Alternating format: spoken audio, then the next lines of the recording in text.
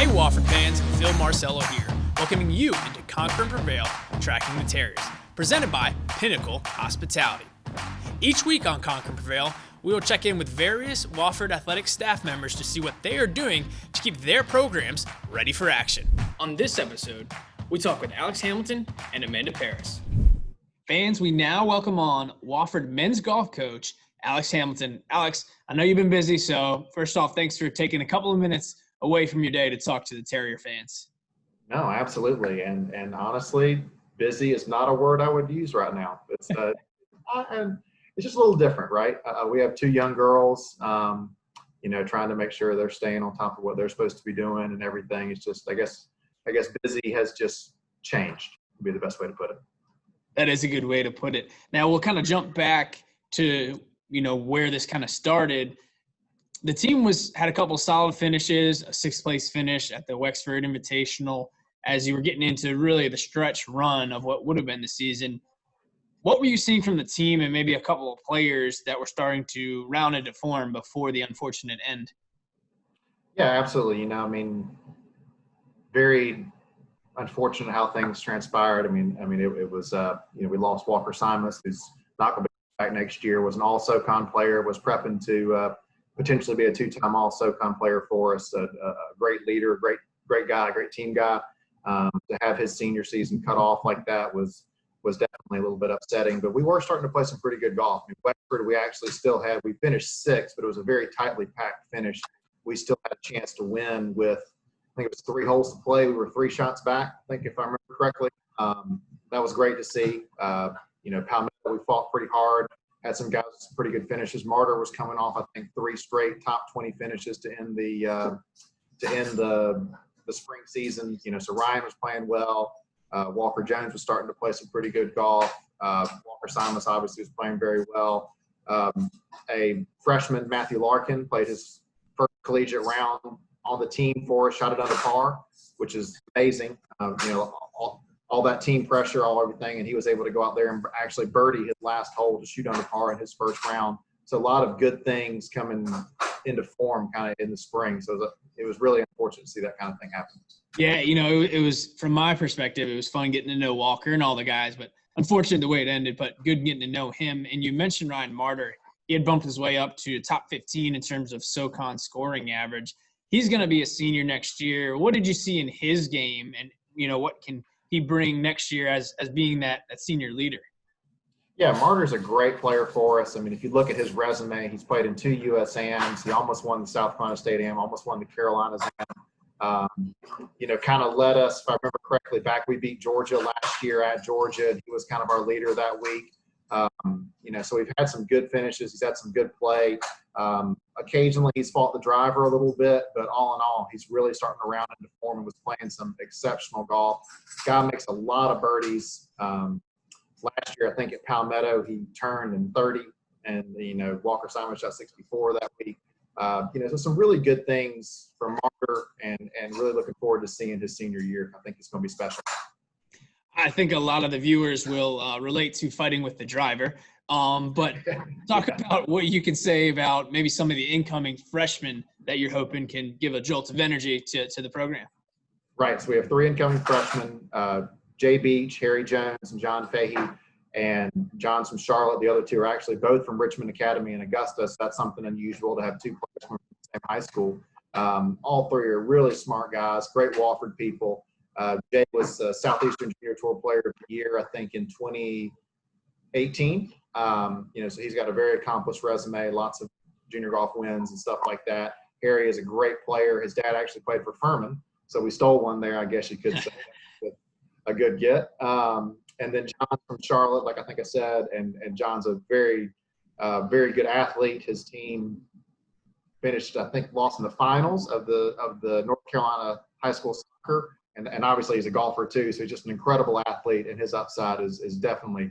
We'll shift gears for a second, and we'll talk a little bit about your background. You played at South Carolina, South Carolina, and then you competed, for a while on various professional tours, and then got into coaching. How did that different experience, as a player, and then both collegiately, professionally, how did that translate, or how does that help you when you're coaching up these guys when you were once in their shoes? That's just kind of always my motto. That's what I tell recruits. I try to tell them I definitely have walked in their shoes, trying to give them the advice that I probably didn't listen to well enough. That's the at the end of the day, that's the deal, right? We're all trying to get better. Just trying to guide them on the process and trying to let them know what it's like out there. We're very fortunate. We have William McGirt, we have Andrew Novak. These guys have seen their contemporaries here go on and advance to do great things. Andrew won this year on the Corn Ferry Tour. McGirt's obviously a tour winner, and they're both great ambassadors for our program and our school. And I just think it's important for them to understand what those two people accomplished and what it takes to get to that level. And hopefully with a little bit of my experience that I can try to help them along those roads. Yeah, it certainly helps to have a couple notable alum like those two that have really done it in recent years too. What can you tell the Wofford fans about the new facility that your team and the women's program are going to be able to take advantage of? I know you got to be excited about that. Absolutely. Look, that's going to be a game changer for us. Both a new dorm and increase in enrollment is going to be good for the school as a whole, but then for us specifically, being selfish, a brand new locker room, 2 full simulators, a warm-up area, a putting studio. Our coaches' offices are going to be in there. It's really going to be nice, not only a recruiting tool, but a good spot for us to get together as a team. There'll be an opportunity for us to have like some small team meetings in there, some study space in there. So it's really going to be just a good family environment. So I think that's going to be really helpful to not only in recruiting, but in the development and hopefully the day-to-day happiness of our players. Well, I think the only person that'll be sad would be Anthony DiCarlo, because he can't just walk down the hall and work Right. his swing a little bit, but it'll be closer. Yeah. Maybe Walker Simas too now. Maybe Walker. True. Now I got to ask, did you watch the Memorial Day match with Tiger and Peyton and Phil and Tom? And if so, what'd you think about it? I did. Early in that match, I honestly thought it was over. I thought through about 5 or 6 holes that Tiger and Peyton were just going to dominate them. And then actually ended up being a great match. I thought it was wonderful television. Anything like that. I think they raised $20 million for different charities, which is incredible. So it was awesome TV. Hopefully they'll do more of that kind of stuff. There was the one I think with Rory, Dustin, maybe Ricky, and I can't remember who else was in that. It was a collegiate player, wasn't it? Yeah. Yeah, maybe. I can't remember who the other person was, but that was a good one too. I think they raised about $5 or $6 million. Just some really cool opportunities for some people to take advantage of their gifts and their ability. And Peyton has, his personality is awesome. So just, listen to those guys talk back and forth was a lot of fun. Well, we'll kind of wrap it up there, but Alex, one more time, just thanks for cutting out for a few minutes, and hope you enjoy the rest of your time with your family. Absolutely. Thank you, guys. I really appreciate it. Pinnacle Hospitality is an award-winning hospitality company based in Spartanburg, South Carolina. Their growing portfolio of internationally recognized hotels include Hilton Worldwide, Marriott International, Intercontinental Hotels Group, and Wyndham Hotels. Their burgeoning restaurant endeavors are poised to create a uniquely and locally inspired social dining experience. As a full-service management company, their team provides expert management for owners and asset managers. This expert management is carried forward through Pinnacle's vision and mission. Fans, we now welcome on assistant women's basketball coach, Amanda Parris. Amanda, thanks for taking a couple minutes out of your day to talk to the Terrier fans today. Hey, absolutely. I'm happy to be here, and I'm happy to actually have a time in the day where I can break up the day and talk to somebody else other than a few people here at my apartment. Right. I think a lot of people are in that similar situation. We'll start kind of with your background. You played at Anderson University, and then you got into the coaching side from there and ultimately led you to Wofford. But when did you know that you wanted to get into coaching? I actually knew really early in my life. I've been blessed to meet a lot of people in my life. Basketball has been that big platform for me. And in my 6th grade year, in middle school, my middle school coach, she was from the area, and she had gone to play at a Division II school, and she was my idol.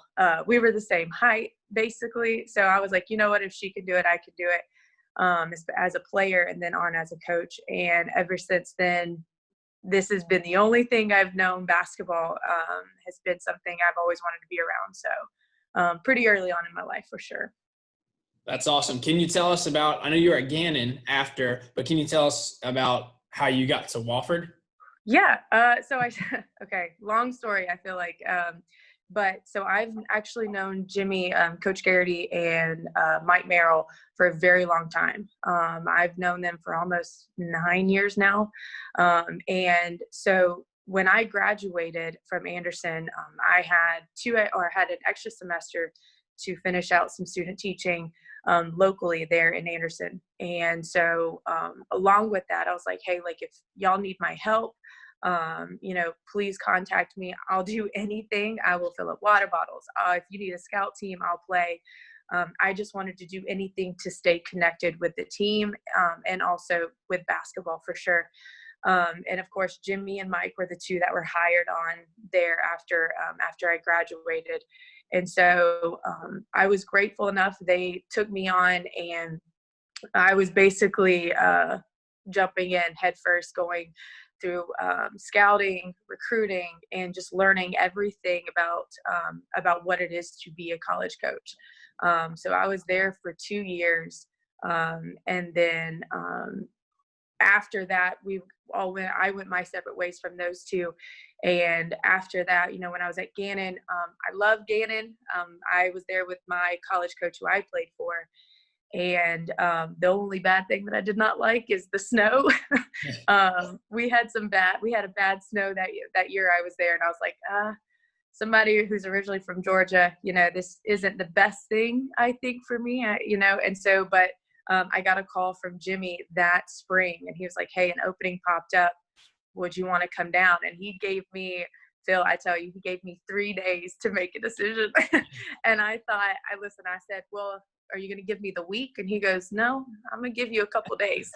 But it was something that I didn't even have to think twice about.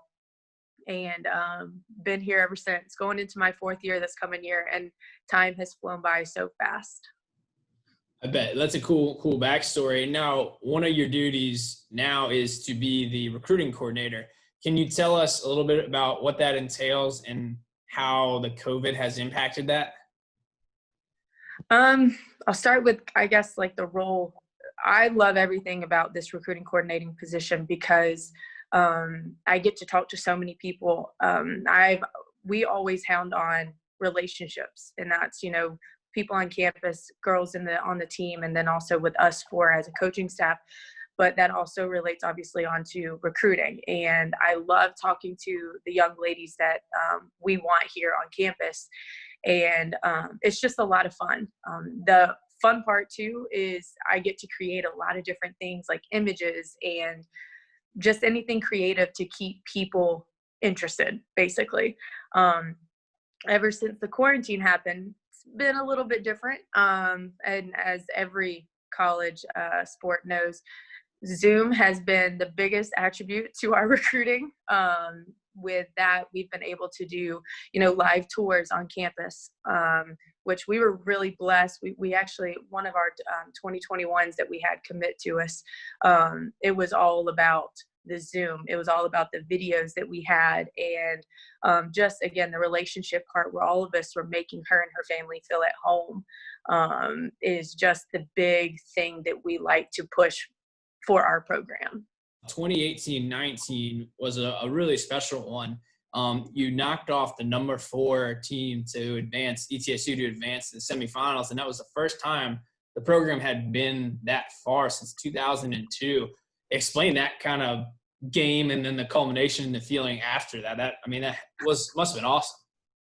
I can remember almost everything about that game. I can remember looking over at Coach Merrill as it's like 3, 2, 1. I look at Coach Merrill and I look at him and I'm saying, we just did it. we just broke like history.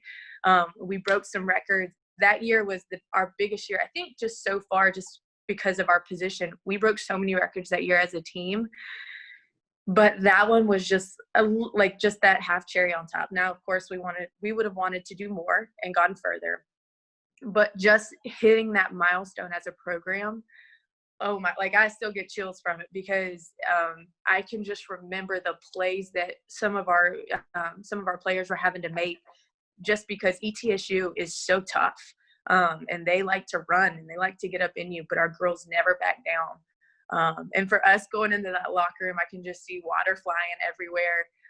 And one big thing that we always say is, we all we got, we all we need. And in that game, that is exactly what it was. That's all we had were those, 5 on the court, those 6 or 7 on the bench.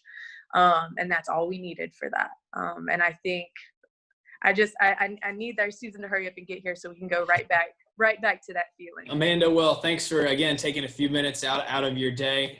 Really enjoyed talking and looking forward to seeing this episode come out. Awesome. Thank you, Phil. Thank you so much for inviting me as well.